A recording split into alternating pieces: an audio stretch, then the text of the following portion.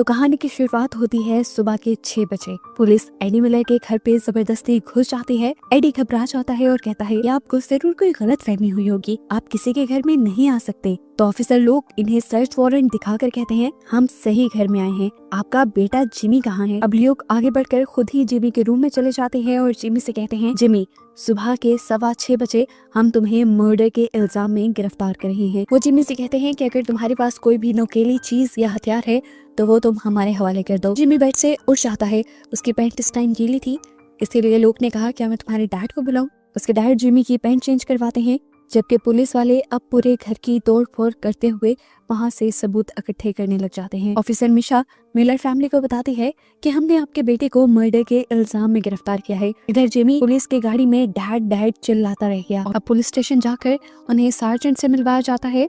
Officer लोग sergeant को बताते हैं कि इसे हमने मर्डर के इल्जाम में पकड़ा है और ये सिर्फ 13 साल का है। अब वो सार्जेंट जिमी से बात करते हैं और कहते हैं मुझे इससे कोई फर्क नहीं कि तुमने मर्डर किया है या नहीं, मैं बस कुछ सवाल करूंगा जिसका तुमने सही जवाब देना है। क्या तुम्हें अपने राइट्स के बारे में कुछ पता है? क्या तुम्हारे पास कोई लॉयर है या हम स्टेशन से प्रोवाइड करें? जिमी यहाँ पर इन सारी चीजों के बारे में पूछने के लिए अपने डैड को बुलवा लेता है। सार्जेंट बताते हैं कि जिमी तुम्हारे लिए एक डिटेंशन अप्रूव हुई है जिसके तहत पुलिस वाले तुम्हारे से केस की इंटेरोगेशन कर सकते हैं। जिमी को अब एक सेल में कैद कर दिया जाता है, जबकि ऑफिसर लोग एडी को यह भी बताते हैं कि जिमी चाहता है आप उसके सपोर्टिंग अडल्ट बने, यानी इंटेरोगेशन के दौरान और अंडर टेस्टिंग के दौरान आप उसके साथ रहे।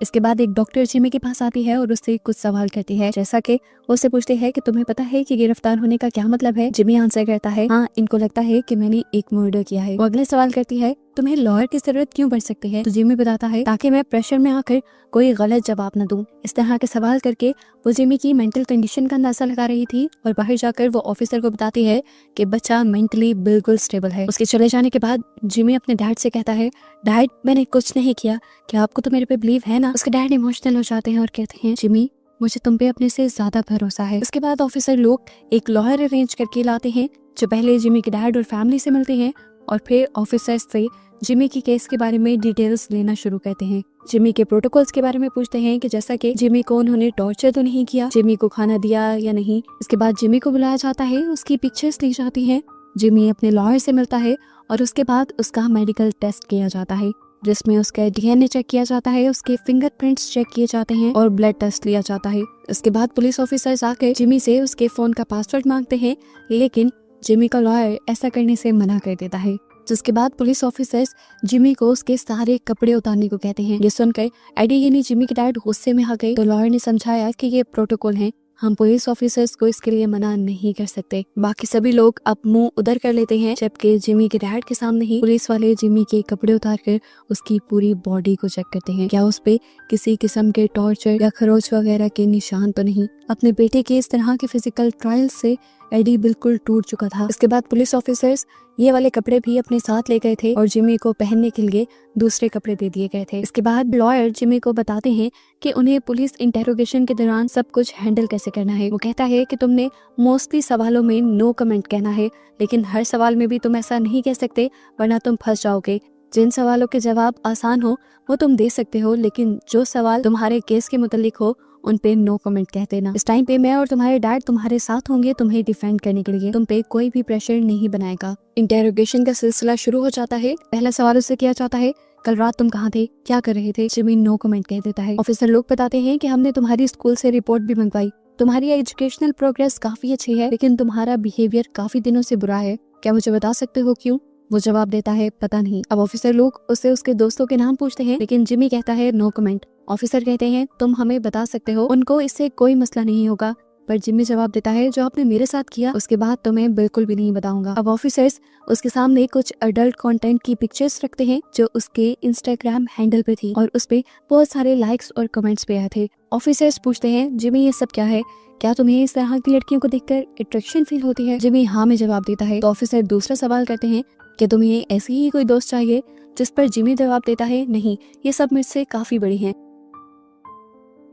इसके बाद जिमी को उसके इंस्टाग्राम हैंडल से मिली उसके दोस्तों की पिक्चर्स दिखाई जाती हैं और इस टाइम जिमी इनके नाम भी बता देता है। लोग पूछता है कि तुम लोग एंटरटेनमेंट के लिए क्या करते हो? तो जिमी कह देता है कि हम बाहर घूमने फिरने जाते हैं और गेम्स खेलते हैं। ऑफिसर पूछते हैं कल रात पे क्या तुम उन्हीं के साथ खेल रहे थे? जिमी नो कमेंट कह देता है। फिर जिमी को बताया जाता है कि किस तरह पुलिस को उसके ऊपर मर्डर का शक हुआ था। कल रात मर्डर साइट पे उसके कपड़े तो नहीं मिले थे, लेकिन वहाँ पर उसके महंगे जूते मिल गए थे जिन पे अभी भी खून के निशान थे। जिमी ने अपने कपड़ों को तो जला दिया था, लेकिन वो अपने महंगे जूतों को ना जला पाया, जिससे उसे काफी अटैचमेंट थी और वही जूते उसे फंसा गए। खैर ये लोग दोबारा पॉइंट पे आते हैं। ऑफिसर मिशा उससे पूछते हैं क्या तुम केटी नाम की किसी लड़की को जानते हो? वो कह देता है हाँ, और खुद ही से एक सवाल कर देता है कि क्या इसका मर्डर हुआ है? और ऑफिसर लोग फौरन उसकी बात पकड़ लेते हैं, यानी तुम जानते हो कि रात क्या हुआ है। जिमी ने ये एक कमेंट किया था और अपने ही खिलाफ कर लिया था। अब एडी से पूछा जाता है कि कल रात आप कहाँ थे? तो एडी बताता है कि मैं पूरी रात ड्यूटी पे था और सुबह जब लौटा तो आप लोग फौरन आ गए। अब जिमी से डायरेक्ट सवाल होता है क्या तुमने केटी को मारा है? तो जिमी कहता है मैंने नहीं मारा, किसी और ने मारा होगा, आप मुझे गलत समझ रहे हैं। अब जिमी को बताया जाता है कि केटी को 7 मर्तबा एक नाइफ से स्टैब करके मारा गया है। क्या सबके पीछे तुम्हारा हाथ है? अब जिमी को कुछ पिक्चर्स दिखाई जाती हैं जो सीसीटीवी फुटेज से ली गई थी। इसमें साफ नजर आ रहा था कि जिमी उस लड़की का पीछा कर रहा है। वो पूछते हैं कि तुम उसका पीछा क्यों कर रहे थे, लेकिन जिमी इनकार कर देता है कि मैं नहीं हूँ। तब उसके सामने सीसीटीवी फुटेज खोलकर दिखाई जाती है, जिसमें साफ साफ नजर आ रहा था कि किस तरह पहले उस लड़की ने जिमी को धक्का दिया, जिमी को गुस्सा आया और फिर उसने उस लड़की को पकड़कर स्टैब कर करके मार डाला। ये सब देखकर जिमी रोने लग गया और एडी हैरान रह गया ये देखकर कि उसका बेटा इतना घिनौना काम भी कर सकता है। ऑफिसर ल्यूक उससे कहते हैं देखो जिमी, सब कुछ साफ है, हमारे पास सबूत पक्के हैं कि तुमने ही उस लड़की का मर्डर किया है। क्या तुम उस लड़की की मॉम से माफी मांगना चाहोगे? जिमी उसकी बात का कोई भी जवाब नहीं देता और ये इंटरोगेशन यहीं पर खत्म हो जाती है। कमरे में एडी और जिमी ही रह गए थे। जिमी अपने डैड से कहता है मैंने ये नहीं किया डैड, लेकिन एडी सब कुछ देख चुका था। फिर भी उसने जिमी को गले लगा लिया और ये कहा कि ये सब तुमने क्या कर दिया। यहाँ हम देखते हैं कि ऑफिसर लियो अब स्कूल में आ जाते हैं इंटरोगेशन के लिए। उससे पहले वो अपने बेटे को मैसेज करते हैं क्योंकि उनका बेटा भी सेम ही स्कूल में पढ़ता था। यहाँ पर सबसे पहले वो केटी के दोस्त से इन्वेस्टिगेशन शुरू करते हैं, लेकिन केटी की दोस्त उनसे बहुत ज्यादा बदतमीजी करती है और उनको किसी भी बात का ठीक जवाब नहीं देती। थोड़ी देर में यहाँ पर असेंबली का टाइम हो जाता है। केटी की एक दोस्त जिमी के दोस्त को पकड़कर पीटने लग जाती है और कहती है कि तुम ही हो जिसने मेरी दोस्त को मारा है, तुम बहुत बुरे हो। उनकी ये लड़ाई आकर टीचर्स रुकवाते हैं और जिस लड़के को मार पड़ी थी एक लड़का उसी को आकर बुली कर जाता है कि लड़की से मार खा ली तुमने, और इस तरह सारे ही उसके ऊपर हंसने लग जाते हैं। ऑफिसर ल्यूक को यहाँ का एनवायरनमेंट देखकर काफी अजीब फील होता है। अब ल्यूक इस लड़के से जिसका नाम राइन है इन्वेस्टिगेशन शुरू करता है और उसे बता देता है कि मैं तुमसे मर्डर के बारे में इन्वेस्टिगेशन करना चाहता हूँ। तब ल्यूक जिमी के बारे में क्वेश्चन करता है कि कल जिमी का मूड कैसा था। वो बताता है कि नॉर्मल ही था। अब सेकंड सवाल उससे किया जाता है क्या तुम उस वेपन के बारे में जानते हो जिससे जिमी ने वो मर्डर किया। ये सवाल सुनकर वो थोड़ा घबरा गया और यहाँ से जाने लगा। उसका ऐसा बिहेवियर देखकर ऑफिसर ल्यूक और मिशा समझ गए कि कुछ तो है जो राइन छुपा रहा है। इसके बाद ऑफिसर ल्यूक का बेटा उससे मिलने के लिए आता है और उससे अकेले में बात करने की डिमांड करता है।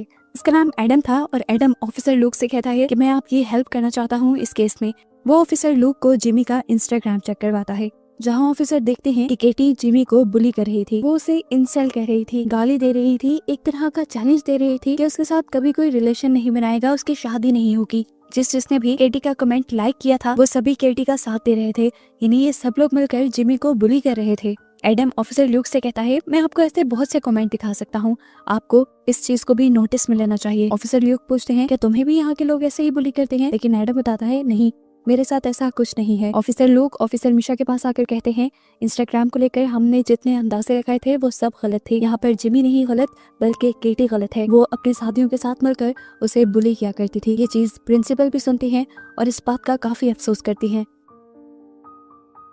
अभी तक फिलहाल ये लोग स्कूल में आने के मकसद को पूरा नहीं कर पाए थे। ये लोग अभी तक नहीं जान पाए थे कि जिमी को उसका वेपन कहाँ से मिला और उसने केटी का मर्डर आखिर किया क्यों। ऑफिसर ल्यूक को लगा कि जरूर रायन को जानता है, इसीलिए वो फौरन रायन को पकड़ने के लिए उसकी क्लास में आ जाते हैं और रायन उनसे पहले ही क्लास से निकलकर बैक डोर से भागने की कोशिश करता है, लेकिन ऑफिसर ल्यूक के हाथों पकड़ा जाता है। वो पहले रायन से ये सवाल करते हैं कि केटी जिमी को इंसल्ट क्यों बोल रही थी। रायन कहता है ये बात आप उसके दूसरे दोस्तों से भी पूछ सकते हैं, मेरे ही पीछे क्यों पड़ गए हैं। ऑफिसर ने कहा कि वो सब तुम्हारे जैसे क्लोज फ्रेंड्स नहीं है। देखो मामले को समझो, एक लड़की मर चुकी है। मुझे बताओ क्या वो वेपन तुमने उसे दिलवाया था? ऑफिसर जब उस पे जोर डालते हैं तो वो बता ही देता है कि असल में वो वेपन मेरा था। इसी वजह से ऑफिसर रायन को भी अरेस्ट कर लेते हैं ताकि बाकी इन्वेस्टिगेशन उससे पुलिस स्टेशन में जाकर हो। क्या पता ये भी जिमी के साथ मिला हुआ हो। यहाँ हम देखते हैं कि एडी जो अपने बेटी की वजह से बहुत ज्यादा शर्मिंदा था, वो केटी की मर्डर साइट पे आकर वहाँ केटी के लिए बुके रखकर उसकी सोल के लिए प्रे करता है। अगले सीन में हमें दिखाया जाता है कि यहाँ पर एक साइकियाट्रिस्ट आई थी जिमी की मेंटल हालत का पता चलाने। वो जिमी को अपने साथ लाया हुआ सैंडविच भी देती है और उससे इधर उधर की बातें करने लगते हैं। काफी देर ऐसे गुजर जाने के बाद जिमी उससे पूछता है आप पॉइंट पे क्यों नहीं आ रही? जिमी उससे कहता है कि मुझे आपके नोट्स देखने हैं, मैं जानना चाहता हूँ कि आप मेरे बारे में लिखती क्या हैं। साइकियाट्रिस्ट उसे कहती है कि मैं ये तुम्हें नहीं दिखा सकती, ये सिर्फ जज के लिए है ताकि वो तुम्हारी मेंटल कंडीशन का अंदाजा लगा सके। तंग आकर जिमी गुस्से में आ जाता है। वो इनसे कहता है आप लोग एक ही बार मुझे जेल में क्यों नहीं डाल देते, इस तरह बार बार मुझे क्यों तंग करते हैं? तो साइकियाट्रिस्ट ने बताया तुम्हारे लिए अभी तक हमारे पास कोई प्रॉपर जगह नहीं है, ये जगह तुम्हारे लिए सिक्योर है। वो अब भड़क कर उठ खड़ा हुआ और बोला ये जगह सिक्योर लगती है? ये एक टॉर्चर सेंटर है, मुझे हर मिनट यहाँ पे किसी के चीखने और चिल्लाने की आवाजें सुनाई देती हैं। जिमी ने और जुनून में आकर वहाँ से अपना कप पी गिरा दिया। इतना शोर सुनकर बाहर से एक गार्ड आता है ये देखने के लिए कि यहाँ सब कुछ कंट्रोल है भी कि नहीं। साइकियाट्रिस्ट फिलहाल के लिए झूठ बोल देती है कि यहाँ सब ठीक है। फिर वो बाहर जाती है, थोड़ा रिलैक्स करती है और गार्ड्स के जरिए इसी टाइम की सीसीटीवी फुटेज देखते हैं जब जिमी ने ओवर रिएक्ट किया था।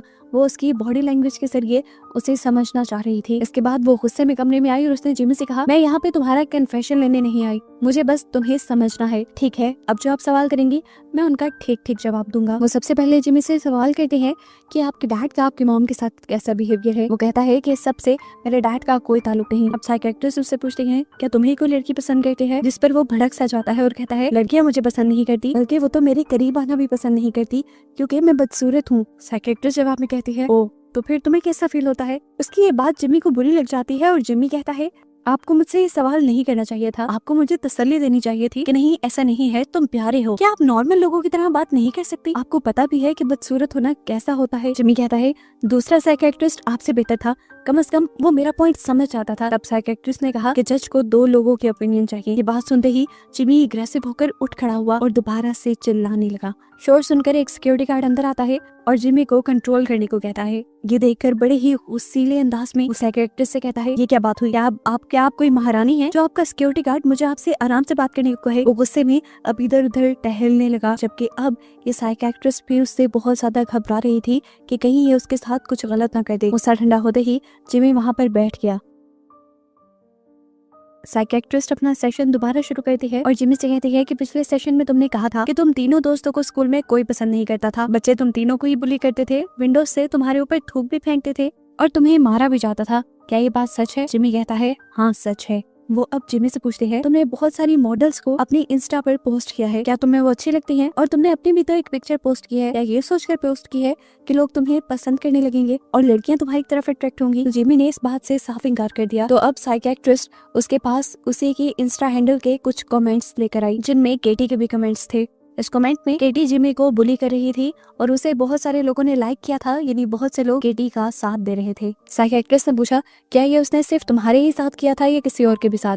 जिमी ने कहा सिर्फ मेरे ही साथ किया था क्योंकि मैं बदसूरत दिखता हूँ। फिर साइकियाट्रिस्ट ने सवाल किया तो इस सब के जवाब में तुमने क्या उसे कहा? जिमी ने कहा मैं जानता हूँ आप ये सवाल मुझसे इसलिए कर रही हैं क्योंकि आपने केटी की मर्डर वाली वीडियो देखी है, लेकिन आप मुझसे इस तरह चीजें नहीं उगलवा सकती। वहाँ पर बस एक लड़का नजर आ रहा है, आपको क्या श्योरिटी है कि वो मैं ही हूँ? वो वीडियो नकली भी तो हो सकती है, मैंने उसे नहीं मारा, हालांकि मुझे मारना चाहिए था। मैंने उसे बाहर ले जाने की बात की लेकिन उसने मुझे बुली करना शुरू कर दिया। मैं चाहता तो उस रात कुछ भी कर सकता था लेकिन मैंने उसे छोड़ दिया। सारी बातें सुनने के बाद वो साइकियाट्रिस्ट सिर्फ जिमी को इतनी ही सलाह देकर जाती है कि जिमी इसके बाद तुम्हें कोई भी मेंटल हेल्थ सर्विस मिले तुम उसे जरूर ज्वाइन करना। जाने से पहले वो साइकियाट्रिस्ट से पूछता है आपका मेरे बारे में क्या ख्याल है, मैं आपको कैसा लगता हूँ, मैं आपको पसंद हूँ ना, बताएं मुझे। अच्छा चलिए मुझे ये बताएं कि आप ये सारी बातें किसी और को बताएंगी? बिल्कुल मत बताना। वो अब एग्रेसिव हो चुका था, इसलिए सिक्योरिटी गार्ड उसे खींचकर उसके रूम तक ले जाने लगे और जाते जाते उसने चीख कर कहा कि मेरे डैड को बता दीजिएगा मैं यहाँ पर बिल्कुल ठीक हूँ। जाने के बाद साइकियाट्रिस्ट सोचती है कितना अजीब लड़का है ये, इसे बिल्कुल भी अफसोस नहीं कि इसने एक लड़की का मर्डर किया है। खैर अब सीन कट होता है और कहानी में लगभग 13 माह का वक्त गुजर चुका है। हमें जिमी की फैमिली को दिखाया जाता है जो अभी तक जिमी के किए के दुख से बाहर नहीं निकले। आज एडी का बर्थडे भी था लेकिन वो बिल्कुल भी खुश नहीं था। एडी को बहुत सी बर्थडे विशेस भी आई थी जिसमें उसका डैड का ग्रीटिंग कार्ड था और उसमें उन्होंने 5 पाउंड भी रखे हुए थे और साथ ही उसे जिमी का भी एक ग्रीटिंग कार्ड मिलता है जिसमें उसने अपने डैड का स्केच बनाया था। इतने में ही यहाँ पर एडी की बेटी आकर उससे पूछती है, डैड हमारी कार पे किसी ने नॉन्स लिख दिया है। ये सुनकर एडी को और भी ज्यादा गुस्सा आ जाता है और वो जब उसे मिटाने के लिए जाता है तो उसे पता चलता है कि ये पेंट परमानेंट था। वो ऐसी कार के साथ अब कहीं भी नहीं जा सकते थे, इसीलिए वो फौरन इस कार को कार सेंटर लेकर जाने का फैसला करते हैं। वो साथ में अपनी बेटी और वाइफ को भी ले जाता है क्योंकि उसे लगता था कि घर पे अगर वो अकेली रहेंगी तो उनको कोई भी तंग कर सकता है। वो यहाँ अपने नेबर से भी चिल्लाते हुए पूछता है, क्या ये सब आप लोगों ने किया? लेकिन सब ना में जवाब दे रहे थे। अब यहाँ के नेबर्स भी उनके साथ अच्छा ट्रीट नहीं करते थे। इतने में ही यहाँ से 2 साइकिल पे बच्चे गुजरते हैं जो एडी से कहते हैं, मजा आया ना नॉन्स? और एडी बहुत ज्यादा गुस्से में आ जाता है और समझ जाता है कि ये काम इन्हीं दोनों बच्चों का था। खैर ये लोग अब जाने के लिए तैयार ही थे तो एडी ने अपनी एक नेबर से कहा, क्या आप पीछे से हमारे घर को देख सकते हैं? बल्कि आपको ये ड्यूटी याद नहीं, आप सभी नेबर्स को कह दीजिएगा, आजकल यही तो आप लोगों का काम है, हमारे घर को देखना। एडी सारा ब्लू पेंट अपनी कार के ऊपर फेंक देता है। जब वो ये काम कर ही रहा था तो बाहर उसे वो दोनों लड़के भी मिल गए जिन्होंने उसकी कार पे नॉन्स लिखा था। वो सब कुछ छोड़ छाड़ कर उन लड़कों को पकड़ लेता है और उनसे पूछने लगता है, आखिर क्यों किया तुमने? लड़का घबरा गया और उसने कहा, सॉरी मैंने बस मजाक किया था। एडी ने कहा, क्या तुम्हारे लिए सब कुछ मजाक है? क्या हमारी फैमिली एक मजाक है? तुम्हारी एक हरकत ने हमारा पूरा दिन खराब कर दिया। वो हंसने ही वाला था लेकिन एडी ने थप्पड़ दिखाते हुए कहा, अगर तुम्हारे मुंह से जरा सी भी हंसी निकली तो मैं तुम्हारा वो हश्र करूंगा कि तुम्हें याद ना रहे। एडी जब उसे छोड़ता है तो वो लड़का वहाँ से भागने लगता है और एडी उसकी साइकिल भी उठाकर उसके पीछे फेंक देता है। अब जब वो अपनी कार के पास वापस आया तो यहाँ पे सिक्योरिटी गार्ड्स बोलने लगे थे क्योंकि पेंट करने की वजह से वो जगह काफी गंदी हो गई थी। सिक्योरिटी गार्ड कहता है, ये जगह कौन साफ करेगा? एडी उनके साथ भी बदतमीजी करता है और कहता है, मैं तुम्हें पैसे दे दूंगा, ये जगह साफ करवा लेना, और अगर जरा सा भी बोले तो तुम्हारा भी हशर अच्छा नहीं होगा। एडी का बिहेवियर ये शो कर रहा था कि किस तरह जिमी की एक गलती ने उसकी लाइफ को और मेंटल हेल्थ को बहुत ज्यादा इफेक्ट कर दिया था। अब वो छोटी छोटी बात पे हाइपर होता था। ये लोग जब कार में जाते हैं तो यहाँ इन्हें पुलिस स्टेशन से कॉल आती है और जिमी एडी को विश करना चाह रहा था। एडी से कहता है, मुझे अच्छा लगा तुमने कॉल की और तुम्हारा कार्ड भी मुझे पसंद आया। तुम बताओ वहाँ सब कुछ ठीक है? तुम्हारे साथ सबका बिहेवियर? जिमी बताता है, वहाँ सब कुछ ठीक है और जो खराब भी है उसकी भी टेंशन ना ले, मैं उसका अब आदी हो चुका हूँ। मैं सोच रहा हूँ कि अब मैं अपना कन्फेशन दे ही दूँ। ये बात सुनते ही वैन में सन्नाटा छा जाता है। जिमी एक और मर्तबा बोलता है, आई एम सॉरी डैड, पर मैं अपना जुर्म अब कबूल कर लूंगा। इंटेंस माहौल को देखते हुए उसकी मॉम बात करते हुए उससे उसकी तबीयत के बारे में पूछने लग जाती है और जिमी कहता है, मुझे लगा था कि मैं सिर्फ अपने डैड से ही बात कर रहा हूँ। फिर वो अपनी मॉम और बहन से भी थोड़ी सी बात करता है और फोन कट कर देता है। सारा माहौल दुख में बदल गया था। ये आकर भी रोते रहे। अब एडी की वाइफ परेशान एडी के पास जाती है और उसे समझाती है, देखो एडी, जिमी का जुर्म कबूल करना ही हम सब के लिए बेहतर है। उसकी लाइफ भी आगे बढ़ेगी और हम भी लाइफ में आगे बढ़ पाएंगे। तुम ये भी तो सोचो कि कम से कम हम ये जानते हैं कि जिमी जिंदा है। वो लड़की जिसे जिमी ने मार दिया, उसकी माँ तो कभी उससे मिल भी नहीं सकती। यहाँ ये दोनों डिस्कस करते हैं कि शायद उनकी तरबियत में ही कोई कमी रह गई होगी। इसके बाद एडी जिमी के रूम में जाता है और देखता है कि जिमी ने ये रूम खुद अपने हाथों से सजाया था, लेकिन अब वो इन चीजों में से किसी को भी जिंदगी भर इस्तेमाल नहीं कर पाएगा। यही सोचते हुए वो फूट फूट कर रो देता है। एंड पे हमें जिमी को सजा देते हुए नहीं दिखाया जाता और ये सीरीज यहीं पर खत्म हो जाती है।